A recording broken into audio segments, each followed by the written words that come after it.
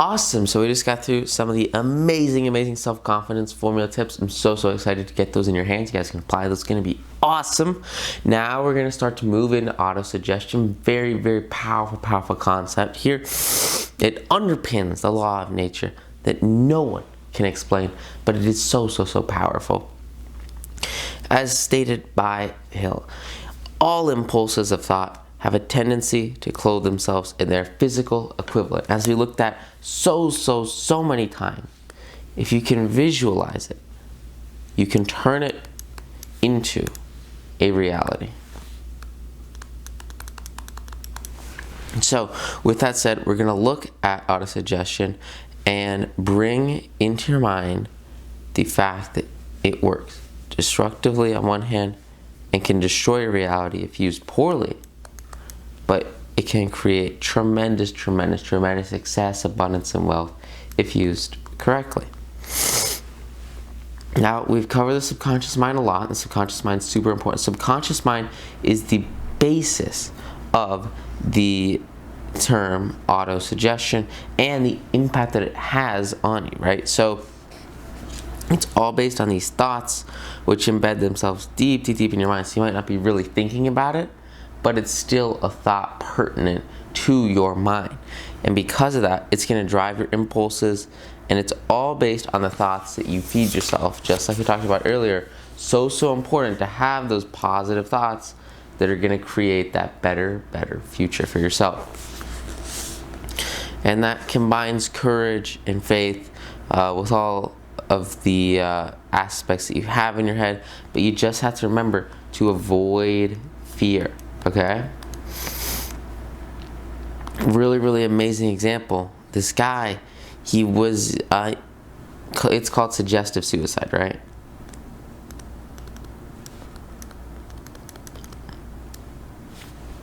Joseph Grant borrowed a ton of money from a bank. There was just this massive bank, and they had a bunch of cash. And Joe came, and he borrowed a bunch of money. And he used that money to gamble, right? And he lost all of it. Oh man, he tried to gamble with it.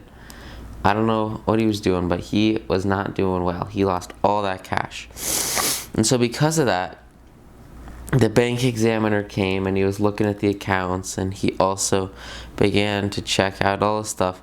And dude, this guy freaked out. So Grant, he left the bank and he got a room at a hotel, right? He went over to a hotel. And this guy, he was sitting here in his room, and all alone, Grant gets into his bed, and his bank guy goes out looking for him, and he finds him 3 days later.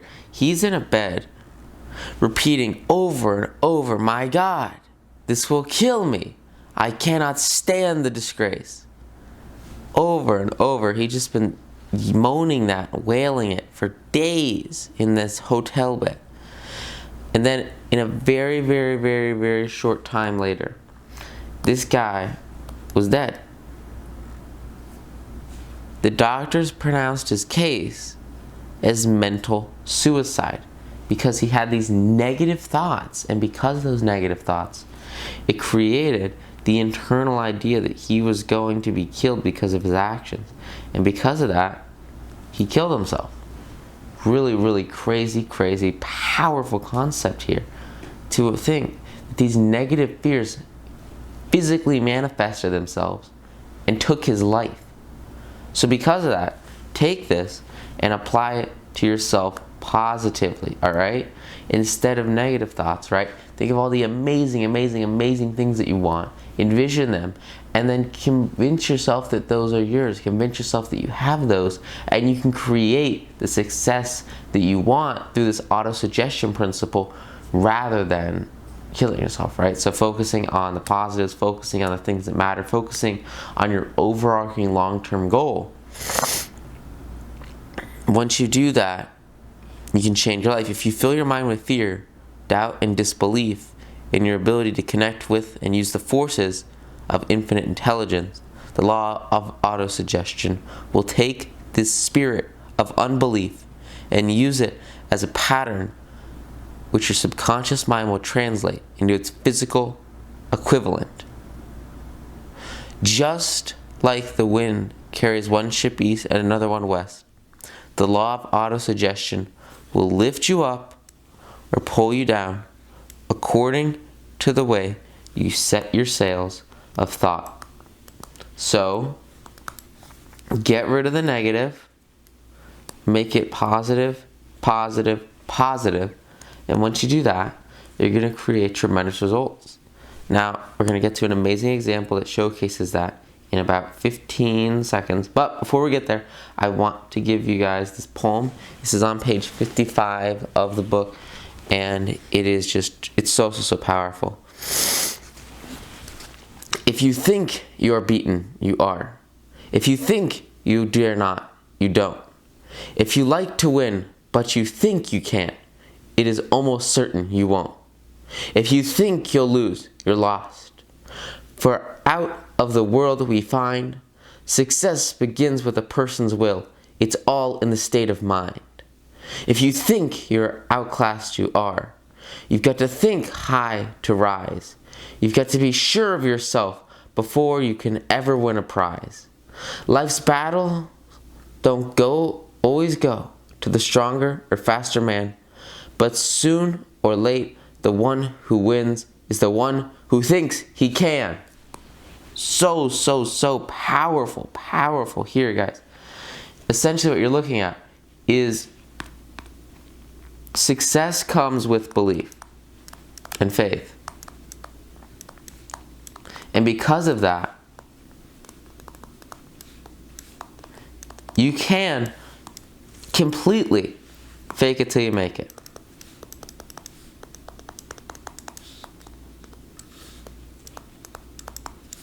If you have a total and complete conviction and belief in everything you're saying, it will come true because you're bringing it into your head and you're turning it into a reality.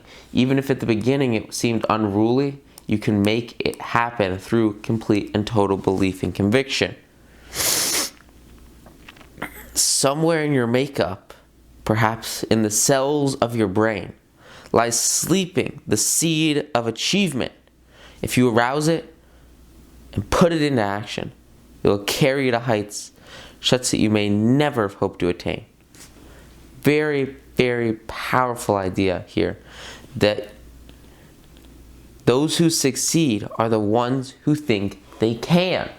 So please focus on belief, focus on faith, and never have self-doubt. Self-doubt is just going to grow and create failure. You don't want that. You want the exact opposite to happen. I'm going to put this in green because it's important. You want to start initially, right? Happy, belief, faithful, and just continue to read your long-term goal statement, your secret formula over and over, and continue to increase your confidence, your happiness, your fulfillment, and your complete conviction that you will achieve your goal, you will achieve your desires, everything you have is in reach. That's when you start to create tremendous success. So powerful. So we got that down. You guys got that? It's awesome. You know, it's just like he points out, you know, a musical reference here to people that are putting in all their time to master the music, right? It's the same thing with your mind, right? You want to master your thoughts because the way that you play them is going to have a tremendous effect on the output you have into the world and just what actually gets created to turn into your reality. So if you don't like your reality, right, if you're not happy with where you're at right now, it all comes down to changing your mindset, changing your mental image first, and then using that to really create the impact that you want on your reality and manifest exactly what you want.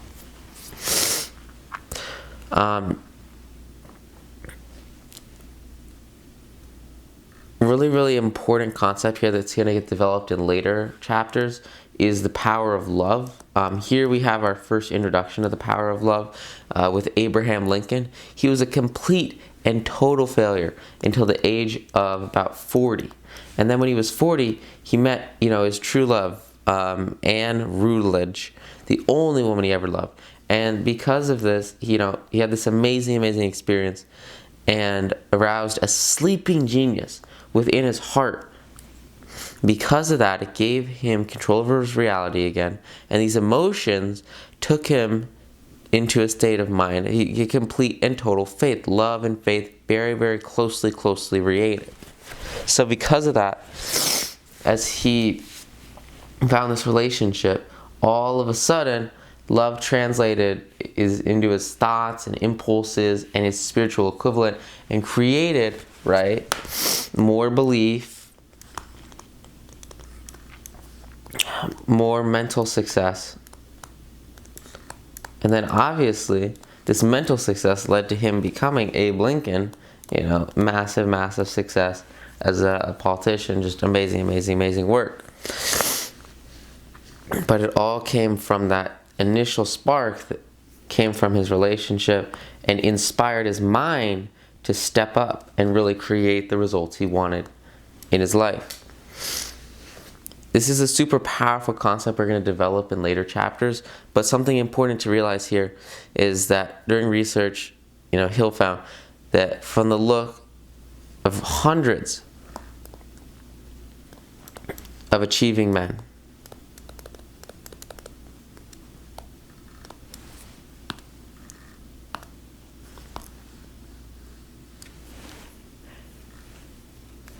the influence of a woman's love impacted nearly every one of them, right? All impact, almost like very close, very close. All of them impacted by love. So super important concept here that we're going to develop more and more throughout this book. But just as an implant here, very important to focus on that belief, on that faith in a very strong way. To do that very quickly is to have love and connections in your life that are going to spark that internal growth and development. Super powerful. Because the emotion of love in the human heart and brain creates a favorable field of magnetic attraction. Right? We talked about this before. It causes an influx of higher and finer vibrations that are afloat in the ether. Super powerful stuff here. This is what is talked about in that Manifestation Magic course. All of those amazing pieces of content are based on this idea of raising your vibrations so that you can raise your productivity, your output, your impact on the marketplace to create the life that you want and the exact future that you desire. Very powerful here. I mean, you can think about this, all comes down to your faith, right? And if you look at like massive historical examples of this, you've got people like Gandhi. And Gandhi, I'm telling you, this guy, he changed the world, right? He's literally affecting so many people. He didn't have a home, he didn't have battleships, money, soldiers, material wealth. But he had tons and tons of power by using the principle of faith to transplant ideas, faith, belief, future pacing into the minds of 200 million people. And because of that, he accomplished something that the strongest military on earth couldn't and never will, through soldiers or violence. And he was able to influence the minds of so many people based entirely on faith. Guys, this is so powerful. This is the basis of so much. The same thing, right?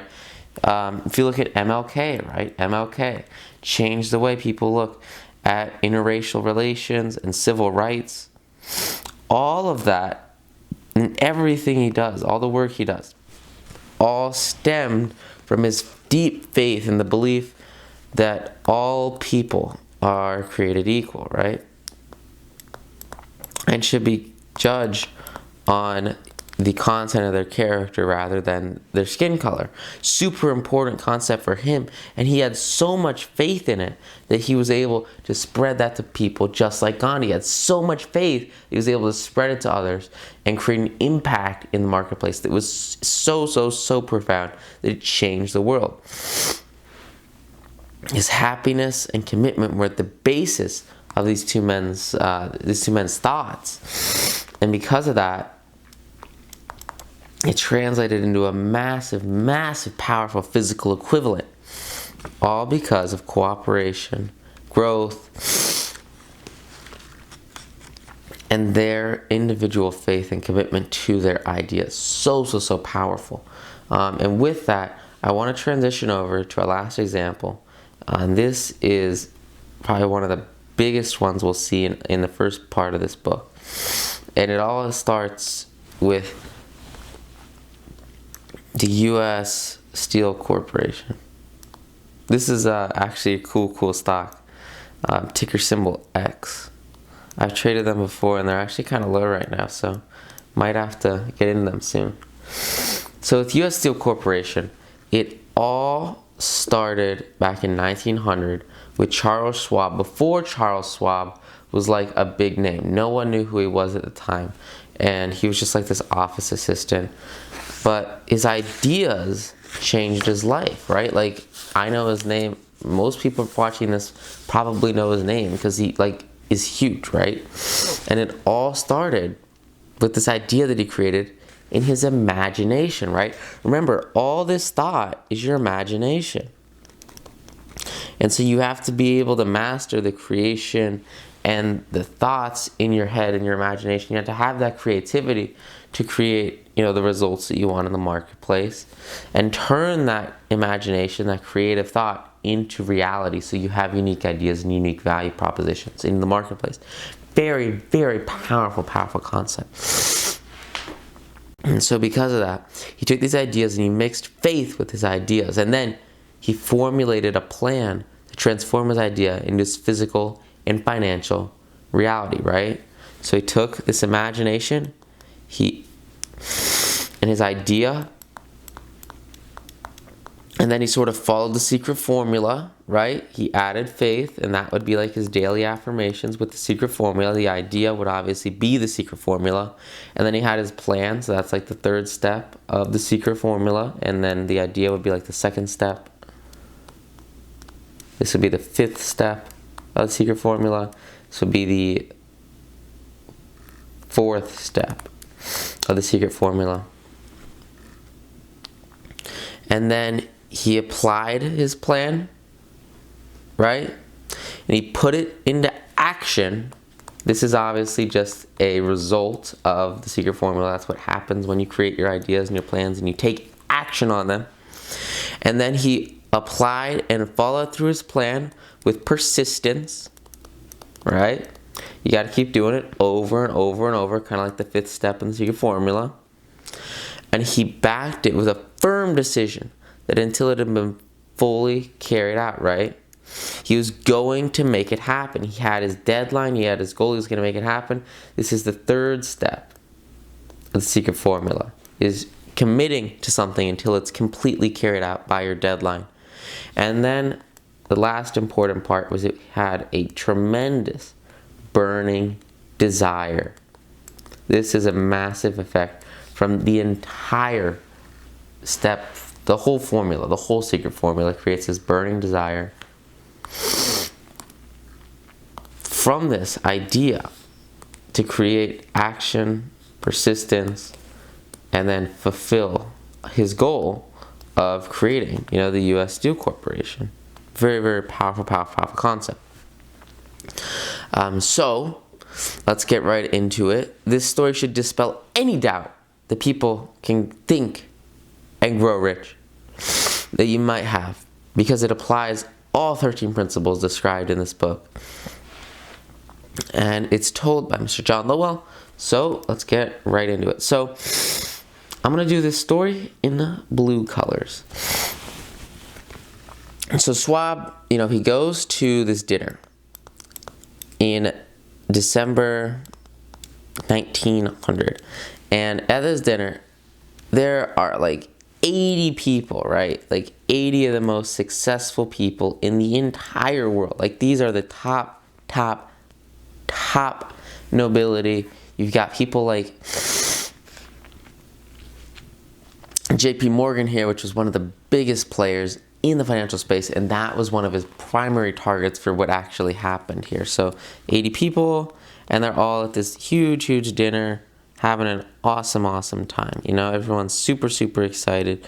We're like all super wealthy. We're the coolest. Everyone here is amazing, and they're just having a good time. This was on Fifth Avenue to honor.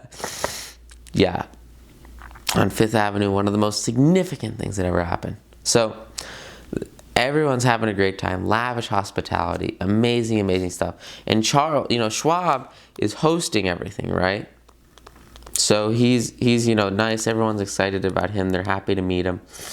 And then they're having an amazing 8-course meal in banking society.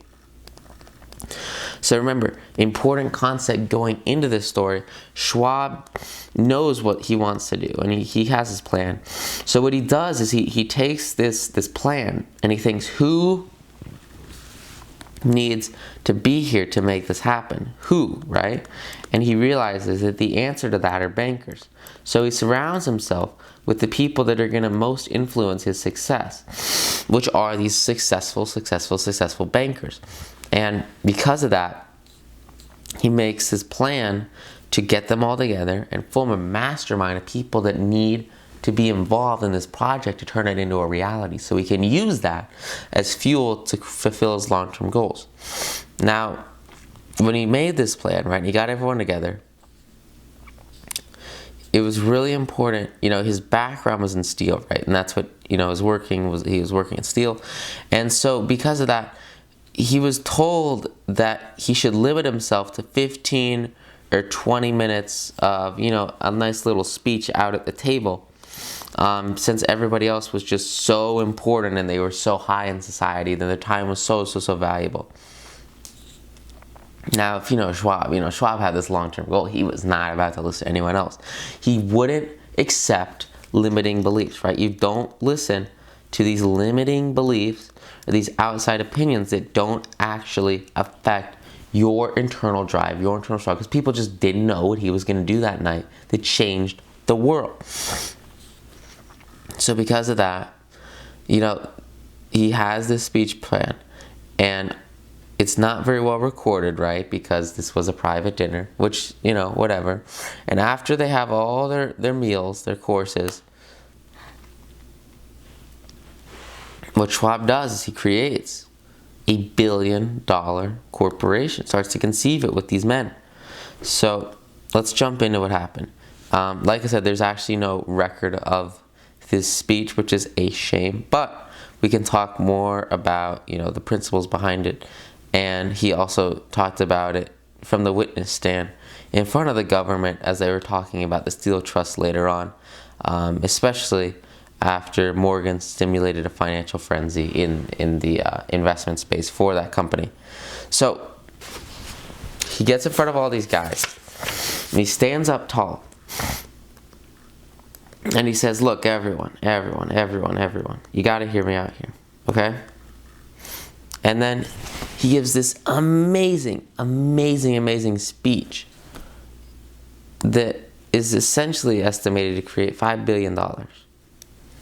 For 90 minutes, he stands up there and he talks and threads wit and personality into a force of, right, like these guys are worth $5 billion that was in that room. And because of that, he led to this amazing continuation and connection with these people, and showed them, hey, look, you guys gotta get in on this deal. Look, this is amazing opportunity to create a steel trust. And because of that, right, his personality is turned on. He full force, he was himself, right? And he had this connection with all these people, and specifically Morgan. was at the top of that food chain. And so because of that, many other men, they tried to interest Morgan in a steel trust with other companies, other industries before. But Morgan, he just didn't trust these people and wouldn't take their advice. And so because of that, he just ignored a ton of people. There wasn't trust for Morgan from a lot of people that had introduced this idea to him before. But Schwab's eloquence, right, and this whole dinner situation that he created for them, created trust, created this connection that took Morgan and helped him visualize the results of one of the most daring financial undertakings ever conceived. It was to create this monopoly in the steel industry, to fundamentally shift how they worked and how they function. And because of that, financial magnetism began.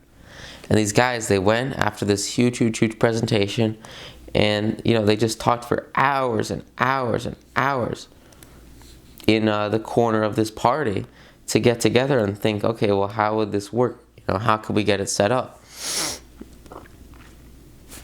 Very, very powerful as they overcome obstacles and create results. Super important thing for them to do here, so that they could figure out how they're going to connect tin, steel, sheet steel, hoop steel into like a national steel corporation. And then they had to figure out how they were going to get Andrew Carnegie involved and how everyone could come together for it. And they realized that it would be super important to have everyone together, to get Carnegie in on it, and to have this whole steel trust just completely control the market, right? So after his speech, these guys realize, they've got to take, Carnegie, who he's over here creating the biggest steel output in the world, right? They're going to take him in under the Schwab tent, under the Morgan tent, bring him into the Morgan world, and then create this very, very, very powerful force of economic efficiency and specialization, so that they can actually scrap the plants that aren't working at their peak potential and focus on flourishing mills and economies to create stronger results and output in the marketplace. So because of that, he told these guys, what his stuff was and how there was this long-term vision of how he wanted to achieve this, right? And so because of that, they work this deal together. They're getting everything together, and they realize, they go home, or everyone goes home after the dinner, and they're thinking about all these amazing things that can happen, right? And remember, the only reason that this interaction happened, the only reason that these guys are going home and considering a multi-billion-dollar deal, $100 million deal, is because of this thought that Schwab was able to communicate through his presentation, through his 90-minute speech. And that speech fundamentally shifted the ideas and the thoughts inside of each of these men, and it planted this idea in his head that there could be a U.S. Steel Trust, a corp. And once that idea was planted, it immediately started to translate into the physical equivalent through actions, right? Physical equivalent. So powerful, because immediately after this, right, they're going home, they're figuring out what's the next move to take action on this. So he goes to Wall Street. Carnegie's not a fan of Wall Street. He just doesn't really like it. And he takes control of it, and he realizes that he's got to get these guys together and make it happen. So they come together, they have Carnegie there, and they set the stage for the deal. And he continues to promote his deal, tell people about this idea that's in his head and how he wants to turn that into a reality and create this corporate entity to control the steel industry. So what he does is he goes into a conference with 6 sheets of copper plate figures representing, to his mind, the physical worth of the potential earnings capacity of every steel company he regarded as an essential star in the new metal firmament. Remember, he's taking mental, turning it into physical. And the way he did that here was through props and objects. They were very, very powerful financial equivalents, right? Because power, physical, right, is so much more powerful than any other means like information, digital, mental, whatever the thoughts you have. If you can create any kind of physical visualization of those, it's going to make it so much more real, so much greater. That's why it's ridiculously important. If you really want to get something down, write stuff down, right? And then when you write stuff down, it creates this initial physical visualization of it. And that physical visualization translate over to your mind and say, hey, this is real. We can make it happen. And because it's real, there is a conviction that you can achieve that goal. And that's why it's so important to write down your secret formula. So they come together, they make it happen. He has his stuff, and they say, hey, look, you know what? Let's make it happen. This looks like a cool idea. And because this idea has been set in place, they're going to try to design the physical equivalent through their corporate structure and the actions that they take. So the question for them then was, is this guy, is Carnegie actually going to sell? And this comes back to that mental visualization of, if you can think it, it will happen. And also, you set your own price in life. You set your own value, and the numbers that you create are the numbers that you'll get out of life. Because remember, Carnegie, he spent a whole massive part of the second half of his life giving back wealth through philanthropy. And also like libraries and community projects.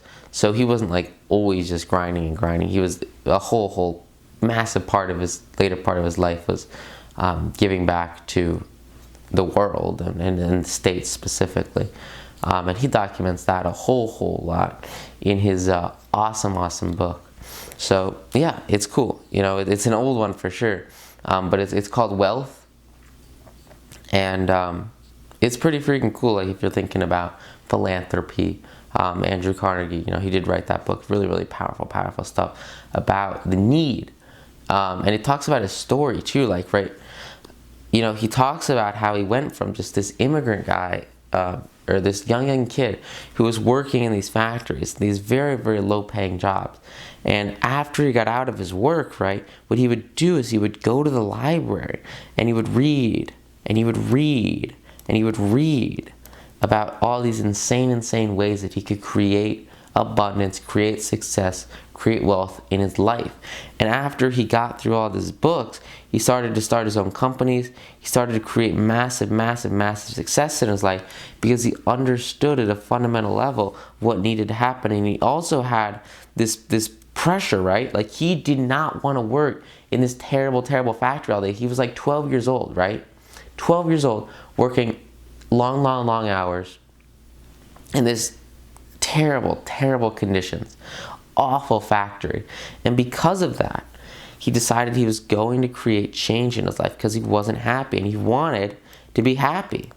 And so he found the best way to do that, and this is why it's so important to surround yourself with education, was to grow. And he grew through the only means available, right? They didn't have video courses, they didn't have seminars, they didn't have all this amazing stuff you guys have today, that everyone has today. All he had were books. So he just read, and he used that as fuel to create this massive amount of success by expanding his mindset, and then going into the steel industry to become, one of the most educated industry and prosperous men in the world, and a complete and total master of steel production, to create, the Carnegie steel industry. And it's the steel businesses, and those businesses are businesses that have changed economic output in the economy, in the world, all based on that individual growth mindset that came from this couple of weeks and years taking time after work to go to the library to grow and support his family while also supporting himself. Very, very important underlying story here. And it shows the extreme power of personal commitment to yourself and perseverance, and how you can take complete and total control over your future by focusing on yourself, focusing on your thoughts, using those thoughts as positive reinforcers for massive, massive success. Carnegie, just like Warren Buffett, these guys grew up knowing that they were going to be wealthy. They grew up totally convinced that they were going to be millionaires, multi-millionaires, uber successful Americans. And because of that, because they had total belief and conviction in themselves, they created the physical equivalent. I'll tell you what, name a single multi-millionaire that thinks they're going to be a failure. It just doesn't happen. You need to have total belief before it happens, right? Through your secret formula that you create this future goal, and then you have to have complete conviction that that goal is achieved. You do achieve that goal, and you can create that result in the marketplace. And once that happens, the future, the abundance, the wealth will start to flow in, because you are convinced in yourself that you are wealthy, you do have success, you have abundance. That's when you start to succeed. That's when abundant wealth starts to appear. And it's all based on this belief and this faith that you do succeed. And only once you have that can the success come. You have to enable yourself and open your mind to this wealth and change your mindset to enable this higher financial future. This is a massive, massive concept. There has been a ton of very, very crazy things I just said. So what I'm going to do is I'm going to link book review videos below, specifically for the Millionaire Mind. That one relates a lot here. That's really, really powerful. And then also, like I said, I really, really hope I spelled that right. Millionaire, yeah, okay. And then also Carnegie's work. I'm going to have all that stuff below here to explain just a little bit deeper, because those are very, very profound books that can seriously change your life. They have impacted my personality, my mindset, my goals. Everything about me has drastically changed after reading those texts and understanding more about my personal development, my growth, and everything that stems into abundant wealth creation. So, with that said, let's go back to our story here.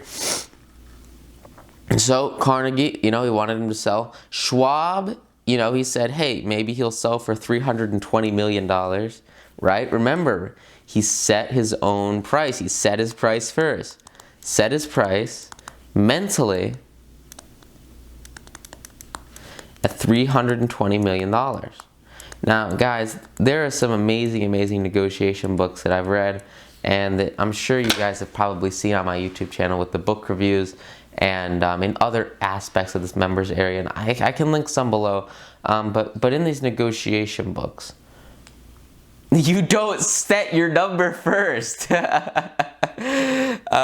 he had no freaking clue. And then he was worried about, is he going to pay it in bonds? Is he going to pay it in stocks? Is he going to pay it in cash? How the freak do you raise $1/3 billion in cash? Remember, this was a long time ago in the 1930s, so this was like a ridiculously large amount of money. At the time, it's so much more because of inflation, right, at like 2%. And like, if you look at historically, and this is all in 9 to noon, but inflation used to be ridiculously high, like freaking it hit 17%. With stagflation, and then it's obviously crashed down to like 2% now. So just remember that like this number is huge. This is a ridiculous amount of wealth, and it all stemmed from these ideas these men had to go out there and create a steel company for Carnegie, to create a steel trust for Schwab. So all this came from their ideas, their mental attitude. And so what happens is Schwab goes. And I really want to spell his name right. And goes to play golf with Carnegie, right? Golfs with Carnegie. And, you know, while they're golfing, they don't discuss any business or stuff like that. They're just having a good time. It's pretty cool. In a lot of like Western cultures, Eastern cultures, you'll have countries, and these guys, you know, it mixes the professional work with personal, you know, activities. So like golf is important for a ton of business, just because people like to have a connection with who they work with, right? To create that connection. So they'll, you know, he used that to his advantage. To each their own, you know, got to create that personal repertoire, that connection that's gonna help facilitate a better deal.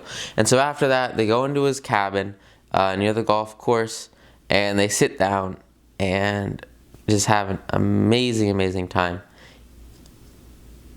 There are actually tons of people there, but the point is, you know, Carnegie sits down at this table with Schwab, and he says, look, I love you, man, you're awesome. I'm gonna hand you this piece of paper, and it's gonna have a number on it, and that's how much money we'll sell for. And Schwab is like, okay, dude, sounds good. So he takes it, and it says $400 million, and he took, you know, Carnegie says, hey, look, the reason I have this number is because I took the $320 million you mentioned and added $80 million to represent increased capital value over the past 2 years. So remember, guys, please don't put out your number first. But hey, you know what? He makes it work, and he takes the deal. Everyone's happy. They complete the transaction, and it happens. Later, you know, Schwab is talking to Morgan, and he says, I wish I had asked you for $100 million more. And Morgan says, if you asked for it, you would have gotten it. Because remember, the price you set in life, it's the price you get. And you have total control over that. I remember I took this same mentality when I was originally pricing 9 to noon, and thinking about the insane value behind it. And it's like, if you have so much value, and it can like just radically change someone's life so much, like you can charge anything you want for that. And that's when I started to realize that the price you set is the price you get, because it didn't matter. Like if you look at a supply-demand curve, right, where this is supply and this is demand, if you have a situation, right, demand, supply, supply, demand, yeah. If you have a situation where, you know, the supply for a book is kind of like not really a thing, and then the demand, you know, with price, right, like this would be little price, large price, and then this is like quantity, right? Demand will decrease as the prices increase, which makes sense in most markets. But then if you think about value, right, and that's what really matters, right?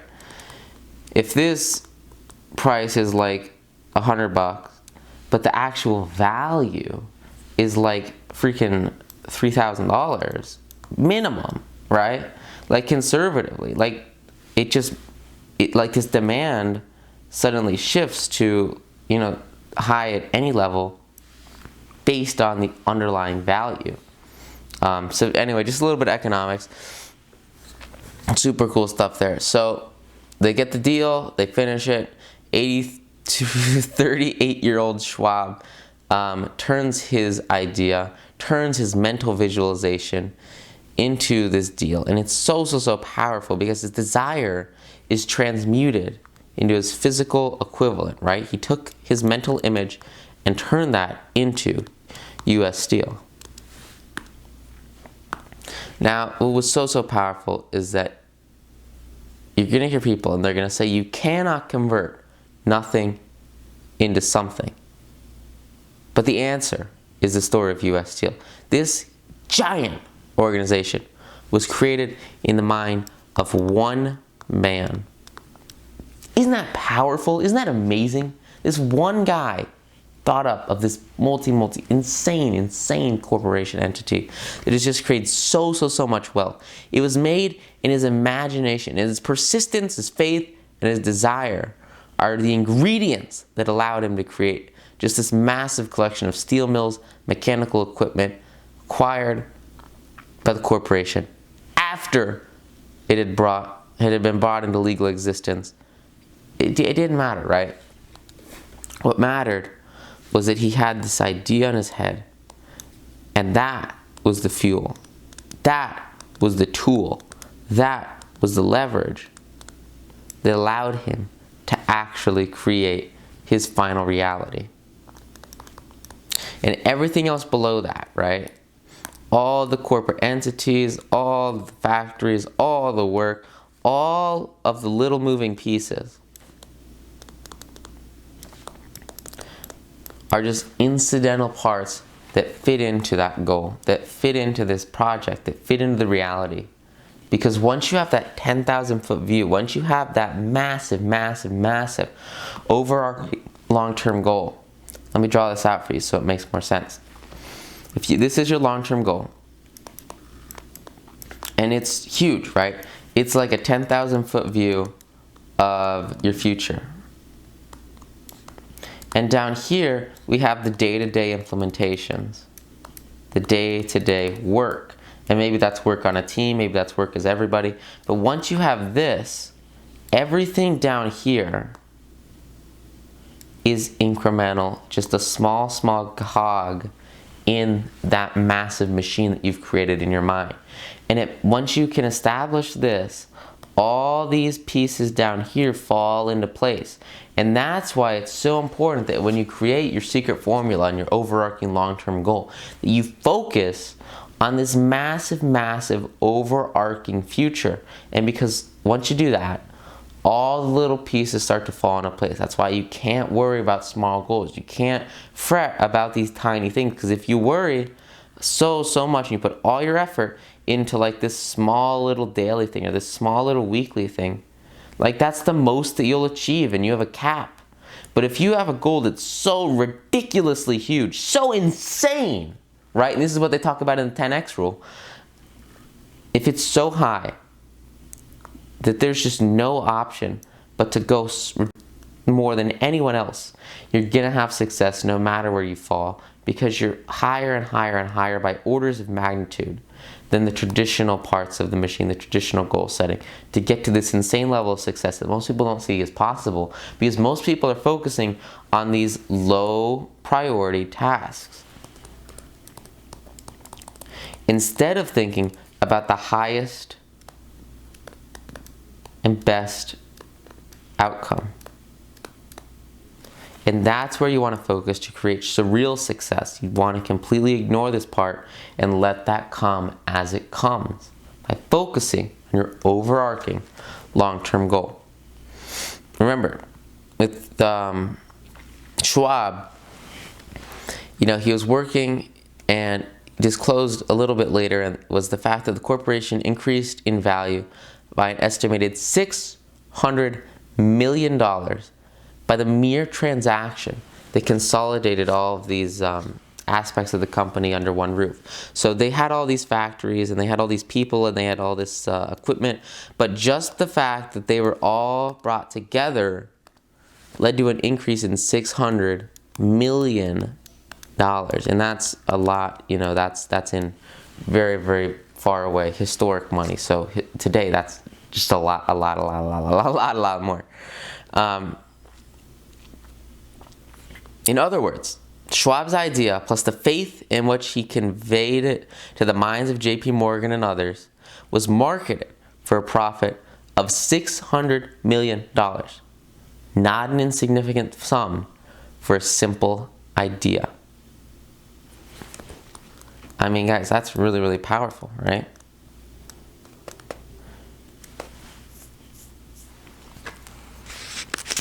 The importance of this growth and this astounding achievement is it serves as unquestionable evidence, the soundness of the philosophy described in faith. U.S. Steel Corp became one of the richest and most powerful corporations in America by employing thousands of people to develop steel, open new markets, provide $600 million in profit, all from an idea. That's the power. To think, grow rich, succeed.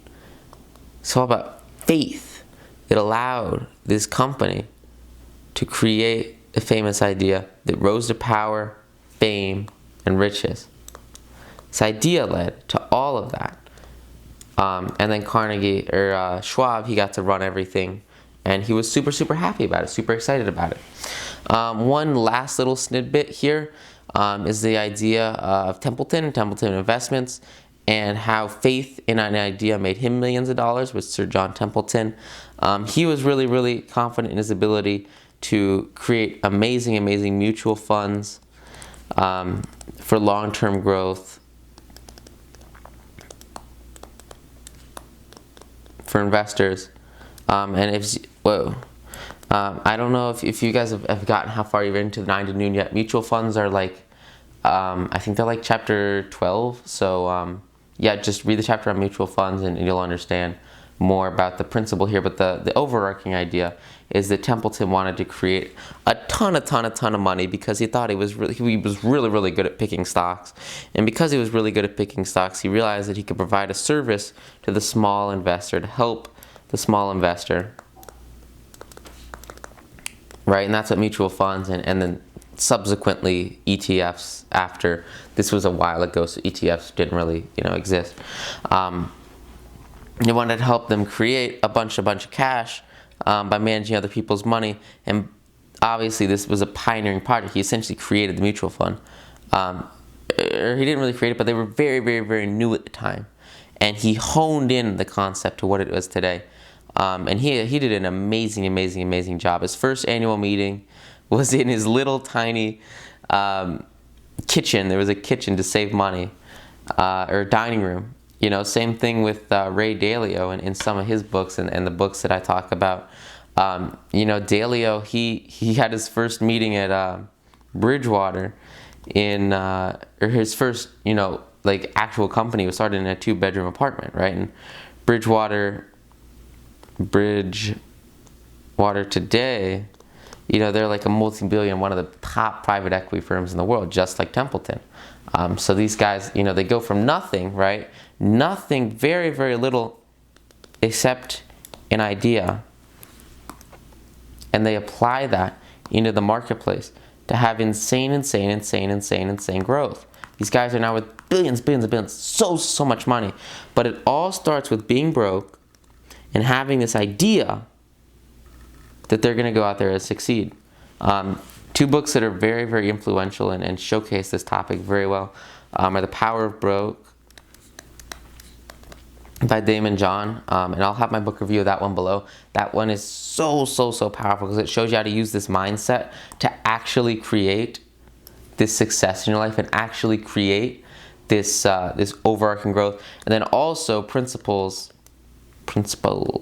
by Ray Dalio. He actually goes through how to use team management and overarching mental clarity and team creation and communication to create amazing results in the marketplace and go from this low area, right, to that success. He talks about his work with Bridgewater and how he went from 0 to like huge, one of the biggest firms in the world.